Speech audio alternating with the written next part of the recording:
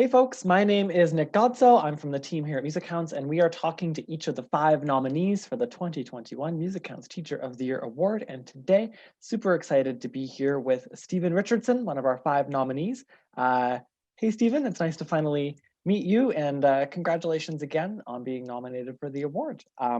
Just wanted to start by talking a little bit about what the process has been like for you so far. I know, we announced the 5 nominees at the JUNO's nominee press event, and since then there have been some press coverage about you and your school. So what's that process been like? It's been pretty exciting. I'm extremely grateful.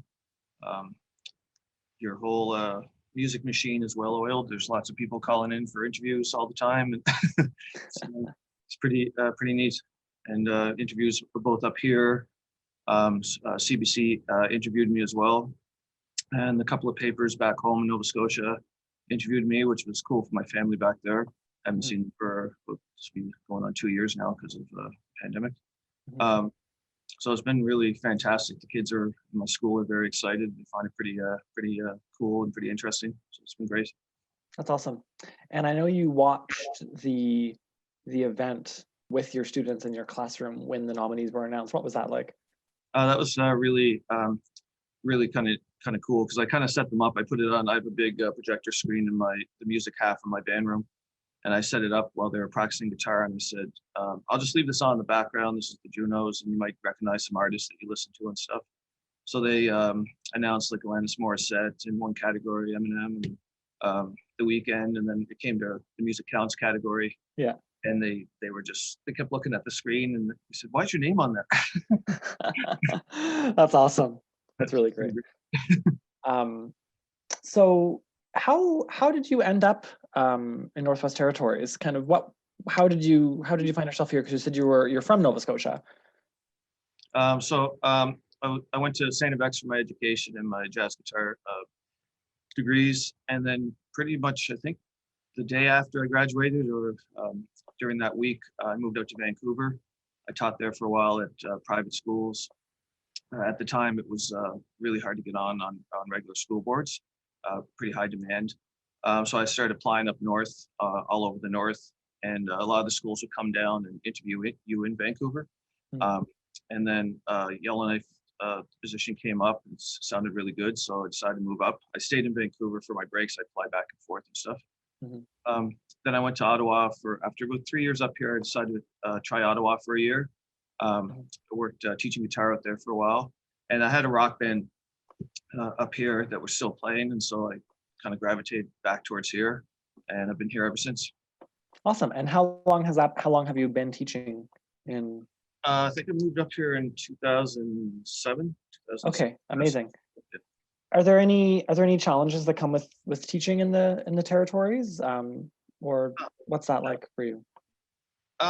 Probably one challenge is just getting used to the cold. I didn't find it's completely different than Nova Scotia cold. Like to say it's a dry cold, but for a part of the winter, if it's minus 30 or lower, the kids are inside for that whole time. So you can have a school of 700 indoors for recess and lunch for a few months. So you got to really come up with some interesting activities to everybody gets kind of squirrely until we're finally these last few weeks we're back outside, so it's really made a difference. Awesome, that's cool. So for those who might not know, can you tell us a little bit about what the music program looks like at your school? Just kind of breaking down, what kind of stuff you offer and what your role is in bringing that all to life. So at our school, it's kindergarten to grade 7. So depending on the year, I'll teach as many students as my schedule will allow. So it's usually about 4 or 5 classes that I don't get to teach, but we kind of rotate them each year. So some years I'm teaching kindergarten. This year my youngest grade is grade 2. And for the younger grades, we do a lot of work, xylophone work, writing melodies, xylophones, traditional hand drumming. I do a lot of djembe hand drumming. And grade 4, you go into recorder, and grade 2 to 4 is mostly where my choir kind of sits for the last few years. And that's about probably 70 kids coming down almost every lunch hour for choir. And then I changed it a few years to make band, instead of starting band in grade 6, I'd started in grade 5. We did that as kind of a pilot program, and it worked out really, really well. And then I started bringing the recorder students into the band room so that it was set up the exact same way. So I found that just changed the band program. They were already ready. We could start playing faster each year. And this year it's completely changed because of COVID. So we've transitioned to guitars, which is Cool. my instrument at St. FX. Right. So what has the impact of COVID-19 on music education been on your program? For the first part, it was all virtual, which is we heard it, COVID was announced just as March break was starting for us. And then we were told during March break that we wouldn't be coming back, we'd be going virtual. So it's pretty challenging to teach band when all your instruments are locked in your band room. So we had to come up with different things. Instrument making at home for the younger grades, like creative instrument making with stuff around the house. Sound walks. Up here is different than some provinces. They really encouraged us getting out into nature during the lockdown. So had kids out recording different sounds and putting that into GarageBand and trying to make either soundscapes or different background sounds for different things. Then when we came back, they weren't sure if there'd be music or phys ed. So I advocated on how we could kind of keep the program going. So the main thing, I majored in guitar at St. FX. So the main thing I said, well, we could bring in guitar because it's not like a band instrument. You're not breathing through it. So my admin, very strong supporting admin for music. We bought a whole class set of guitars, class set of xylophones, more drums, and basically anything I needed. I had some funding left over from MusiCounts a couple of years ago. I used that for new books and stuff. And we've been really going in depth on each instrument, so, spending longer periods of time on the instruments. We spent probably four solid months on African hand drums and cajon box drums, and we used that for our Christmas concert video. And then now we transitioned into guitar for the older grades, grades 6 and 7, and that's going really well. And I think it's, in some ways, guitars. I'm a guitar player, so I think it's more relevant to the students. You don't see a lot of people, I guess, hauling out a trumpet at the campfire. And these are students that camp a lot, and so they're really excited to be able to play guitar and be able to use it hopefully this summer. Hey, I've whipped up my tuba at the campfire before. So. Well, that's great. And you know, amidst all these changes to how music education looked for your students, did you find that during the pandemic, kids were really engaged with music class still? Yeah, and I think at the first, because it's a new world for them, and they've really transitioned and accepted it and been very resilient to the world they're in, even more so than I believe that they adjusted to masks very quickly. They adjusted to all the lines that we laid down in the hall for social distancing. And so we spent the first while of the first music classes just talking about our feelings around the pandemic and what music would look like and band would look like, and just how it could we could use it for like self-regulation as a means to deal with our emotions and our feelings around the uncertainty. Yeah. And so we went into what that led to, because we're not allowed to have choir and singing.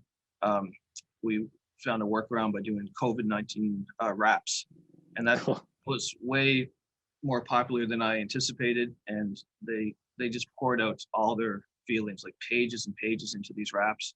I brought in my rock band's sound equipment. We set it up in the class. We filmed each of their presentations, but they weren't really in depth, and especially the younger grades, like they're really paying attention to what's on the news more so than I thought they would for the grade 2s and 3s. And everything was in there, from American politics to lockdowns, restrictions. Like, they got a lot of it out. And then afterwards we regrouped after those presentations and spoke about how that's the power of music to put a positive form of expression, get those feelings out in a positive way. Mm-hmm. And so we've been doing that as well with we're making our own video games and the music for the games. So Cool. even the games that they're making on these apps that we're using, a lot of the final bosses or guardians of each level that they make, for a lot of them, they're making like coronavirus, like the image of the coronavirus they keep showing us. And so all of it's, they're young, so all those feelings are inside them, and they're dealing with them, and so it's coming out in these ways. But they're finding that music is the positive way to deal with these feelings. That's amazing. That's so cool. And I'm just wondering if you can speak about your philosophy to teaching music overall. Like, as a music educator, what are the things that are most important for you when you're in the classroom? For me, I would say mostly because I kind of came to this career in a different route than most of the band teachers I meet. I started playing music quite late, 21. I always loved music. I was fully like listening to it all the time. Just grew up in Grand River, Nova Scotia. It's a small rural community, and there was traditional music around, and my mother was always playing music at home, but not a lot of formal instruction opportunities, and we didn't have music classes or band classes offered in my high school. So once I got into it, I always had to feel like, oh, I'm kind of an imposter here. I'm like in that game Among Us. I shouldn't be shouldn't be here or something. But I started just practicing like 8-10 hours a day, and then got accepted to St. FX for that. Then I got accepted to St. FX for jazz guitar, and I started to like really understand that anybody can get into it if they have the real passion for it. And when I first started teaching band, I started to notice like the traditional kind of Eurocentric way that it's taught is kind of exclusionary for different groups, different students in some ways. And I've really changed over the years of just like thinking like everybody should be allowed into this world of music and should be allowed to express themselves and really dive into all it has to offer. So for me, it's just kind of changing the traditional way the band classroom is and the music classroom is, so that everybody is accepted, all abilities, dispositions, different diagnoses that people have. Like they should all have a way into music so that they can perform and just empower them to be their best. And their best might be different than another student's best, but it's a journey that will bring them to their full potential, I believe. Totally. And that might speak as well to, obviously there's so many challenges that are facing music education in Canada right now, particularly with COVID-19. But of all those challenges that we're facing, which one do you think what one is most important to you? And how can we kind of collectively as a music education community in Canada start to address that? 1 sec, my lights just went off here. Yeah, no worries. I think a lot of it would have to do with, primarily with budget at some schools, and just the way music is viewed in that school. So I'm extremely fortunate. My administration really believes in music, or completely into a lot of the things I'm doing in the classroom. And when people come in, I think it looks quite a bit different than the traditional classroom, because we're making our own video games and the kids are scoring the soundtracks to their games. Traditionally, that wouldn't be how a band class would be. I try to put them in little rock bands. I bring in my own rock bands equipment so that they could plug into a full professional system. And I just think that if we really look at the traditional way music was taught, is it all inclusive for everybody, or is it kind of keeping some people they're out of the realm of being able to participate? And that's kind of how I felt like different styles of music can kind of have that kind of built into them. So I try to kind of just say like everybody's allowed to do this. It's a gift that we all can partake in. So I think like if you have a school that has a good budget, it's really on the music educator to have the information to bring to administration and say, like, we can completely change the way this music classroom looks. It doesn't have to be just traditional brass and woodwind instruments. We can implement many different things. So I'm very fortunate that way, but I know other colleagues that it's a very traditional way. And so when they try to bring in a new thing they want to try, they might kind of come up to a barrier there with administration in terms of like, I don't know if that's really part of the music classroom, or if that's gonna, is it worth spending that much money on that new idea if it's gonna, we don't know if it's gonna succeed or not. So Yeah, for me, like I brought in some like I do speak cubing as an options class for the grade 7s, and we brought in these Bluetooth cubes, which allow you to play music on the cubes. So those have been hugely popular for the younger students. Some of my staff, because some of those cubes have gone missing. But that wasn't a hard sell for me. I just mentioned that to our superintendent. She said, that sounds great. But I could see how that wouldn't be viewed as the traditional music classroom. So I think the world has changed, and we have to kind of change with it and change the way the classroom is, so that especially now, like all students kind of need kind of a place that they can go, and a hobby, and a thing they can use so that they can deal with what's going on. And so the traditional band class might not be, it's not going to reach every student. It's not going to, I even find being a band teacher that's a guitar player, sometimes when I go to conferences, people they find that very strange that a band teacher that's their main instrument. They always ask, you're not the trumpet player, but it's just the route I took. So I think it gives me kind of an empathy that you can get, there's different ways into music, and that the traditional old ways aren't always the ones that are going to reach every student in the classroom.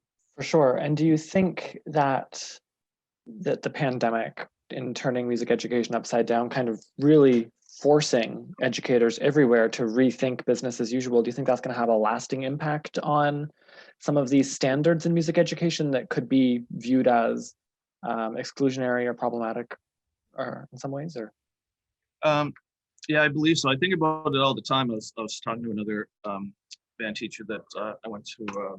We went through guitar together, and we went to education together, and it's just, we got to really take a full assessment of how we're going to present music and band over the next few years, definitely, but over, say, even 10 years. I think about it all the time. Like we're a school that not the students don't rent their own instruments, so we have a couple of class sets, and then we put those through a chemical bath every period. But that will probably change completely just because of the virus. That's why I think band was kind of one of the restrictions across Canada. So I think, like, I asked them a couple of times, I said, do you think we're going to be fully towards guitar and drumming for a few years? And then how will band come back? Will every student need to own their own instruments? And that really excludes a vast majority of students. You can get a guitar for pretty inexpensive, good guitar for maybe a couple $100, but it's really hard to buy a good $200 trumpet. Yeah. So I worry about that a lot now. I think, like, these new, getting more into Pro Tools, GarageBand, and stuff that they can use in their reality, which is making, like, a lot of them are going to become YouTubers that might be their entire business when they're older. So I've been trying to show them how you can make music for that, TikTok type of stuff. In 10 years, all the technology will be even more interesting and more diverse. So I try to bring kind of a modern slant to it. And I was doing that before, but I think it's forcing maybe teachers that weren't ready for that to really look at their program and change it to the way the modern world is. Totally. It's not going to stay the same. Yeah, and I mean, I feel like you, just because of everything that you've said so far, you're really coming at this from an unconventional perspective. You know, it is unfortunately very uncommon for people to, start making music in their 20s and then have that kind of turn into their career. And you went to St. FX, which I know kind of has an emphasis more on like contemporary music and jazz and stuff like that. But by and large, most music educators get more traditional Bachelor of Music like I have. And, you kind of focus on, band, like concert band and music from the Western tradition, and not so much venturing into the world of new technology and stuff like that. So what would you say to teachers who kind of feel like they're not equipped to maybe take these chances in the classroom, or they feel like they're not the one to start bringing in these new ideas? I'd probably say to them, just start with like just with the internet. You can really research this stuff, and there's so many videos on YouTube of like really high quality editing, the way they're put together for their instruction. So there's a lot of stuff they could over a summer research, and then just bring one idea to the classroom and just try it and see if it works. So you're not coming in with you're not trying to completely revamp your program in 1 year. Just start with one idea. If that works, add on to it. This year with the tech, making our own video games, that was something I had heard at a conference maybe 6 years ago. And so the app is called Draw Your Game, but I really didn't know if it was going to work, and they love it. It's their world. They love video games. They love creating their own games. And I think it opened the world to them that, oh, I can actually make my own game. I don't have to be a bystander here, and I can make the music for the game. And so I put them in pairs, and it's worked so well. Like one person makes the game and the other person does the sound effects. And if there's a third person, they make the whole score to the background of the game. And we were only going to do one level for the game, but a lot of them have made like 6, 7 levels, like a side-scrolling kind of platformer type game. And so, and being out here, like in Vancouver, that's a possible job for them. EA Sports is located in Vancouver. So it kind of opens up the world that these things aren't. When I was a kid, I wanted to make my own game, but it was like DOS. You'd be typing forever, and I couldn't really find my way into that. But that was one thing I was kind of, maybe this won't work, but it's worked really well. And there's other things I've tried. I wanted this year, I was going to bring in where we'd all make our own cajones. And so that's something I'm thinking about towards the end. I think it'd be really cool if you had 5 or 6 classes make their own box drum, design it, paint on it, draw, and then leave with their drum. And that's a budget thing too. And then but it's just something, just try one thing a year and see if it works for your class. And then if it doesn't work, really look at it and go, what did work, what didn't work? And can I change it a little bit so that it does work? I feel for like homeroom teachers that there's about 6 or 7 at our school each year that are teaching their own music. And sometimes they have a little bit of a background, and sometimes they have absolutely no background. So that you can tell they're very fearful of that. So it's just, I would say just pick one thing, work on that one thing with your class, and be honest with them and say, like, this is a new thing. It might not completely work, but it's music. It's fun. We're trying to make it as fun as possible, learn what we can from it. Yeah, that's awesome. And as yourself, as like a really experienced educator, what are the ways in which you continue to learn for yourself and continue to learn more about the practice of music education? I try to take lessons in some way. And before, it was kind of a time thing of going to the lesson. I have 2 young kids. And so it was trying to find that time each week to go to a lesson for something that I might want to improve on. With the pandemic, a lot of that stuff has gone online, completely online. So I started taking pretty much for the whole first part of this pandemic, I was taking lessons with Josh Ramsey's sister from Marietta's Trench, Sarah Ramsey, and all of it's online. And normally I think she's located in Vancouver. I'd have to be in Vancouver normally to do that. And so after I took those lessons, I started really researching that many musicians are teaching that way online. There was a few before, but it's really forced like a lot of live concerts to go online of other people's homes and stuff. So and I bring that back to class and I discuss it with the students. I'm like, you never finish with music. It's a journey. So I'm doing the same thing. I'm taking lessons. I'm not just up here and you think I can play everything. I can't. I'm trying to improve the whole time, trying to figure out things.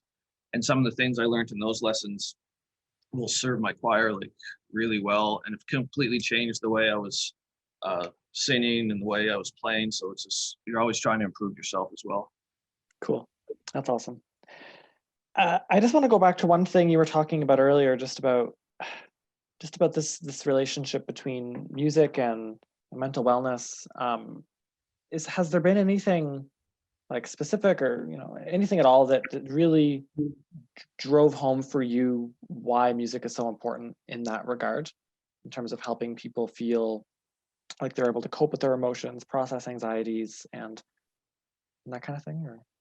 Or yeah, we had a few students that had difficulty even before COVID with their emotions and stuff. So some of them come down to the music room as a safe space. And I have just a lot of drums in my room, a lot of hand drums. So they might come down with a classroom assistant or something during lunch, and I'll say, you can go on the drums. And I always tell them that the drums are where you can get out any kind of negative emotions, and you're not going to get in trouble for it. Like, so if you accidentally like knock over a chair or you get angry at like the wall, like that's when your emotions aren't in a positive way. But the drums are where you can funnel it, and then if you keep using them, you can get better and better. And I think as they see that achievement, it can flip the reason that they went to that instrument in the first place. They can see like, oh, I can just bring my emotions here, and now it's become a positive thing. And now and then they can do it with others. Sometimes they come down in pairs and they can work with someone else. So the whole camaraderie that music brings to people helps them as well.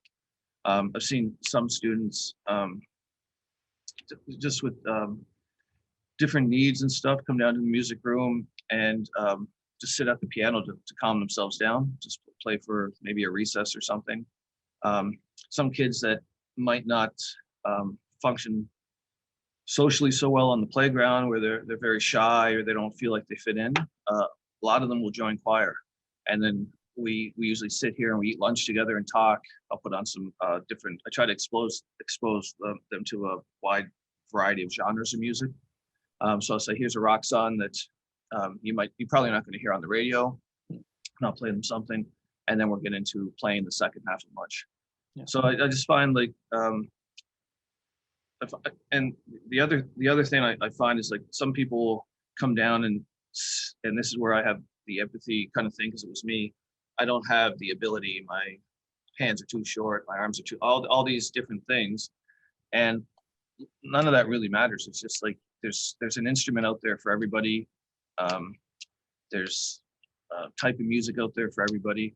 And so I'll tell them, like, we just have to find it. It's like a search that you're on, and you can really enrich your life by playing music and playing music with other people and for other people as well.